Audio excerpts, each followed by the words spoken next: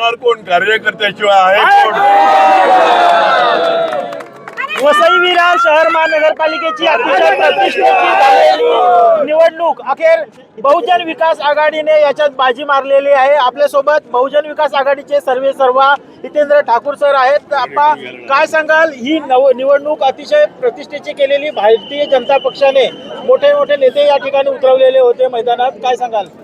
आमच्या कार्यकर्त्यांनी त्यांच्या प्रतिष्ठेची केलेली निवडणूक, कार्यकर्त्यांनी स्वतःच्या प्रतिष्ठेची निवडणूक केलेली, कार्यकर्त्याचं प्रेम, त्यांची मेहनत ह्याच्यामुळे आम्हाला हा विजय मिळाला।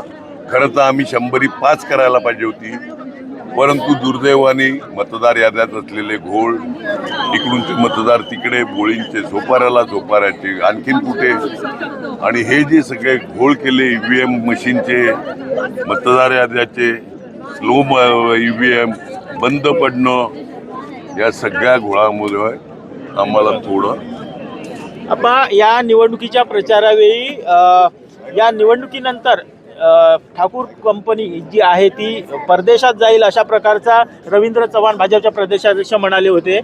अरे माझी दौलत माझे कार्यकर्ते, एवढ्या सगळ्यांना घेऊन जाणं मला परवडणार नाही,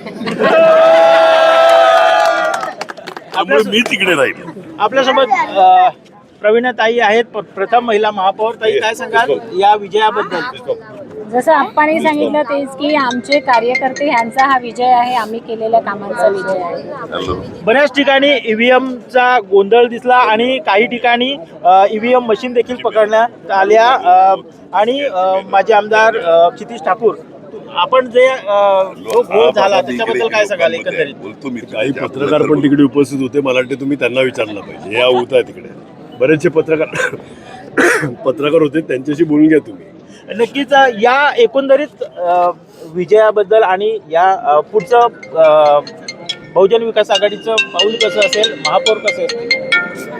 अरे आमचा कार्यकर्ता तो महापौर असाच चेहरा देईल का कार्यकर्त्यांवर प्रेम करेल, कार्यकर्ता समजेल स्वतःला आणि लोकांना घेऊन जाईल, कोणही होईल।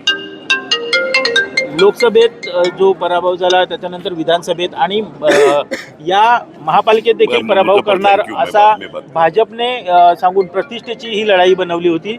एकंदरीत भाजपला काय संदेश देणार? भाजपला काहीच नाही संदेश देणार।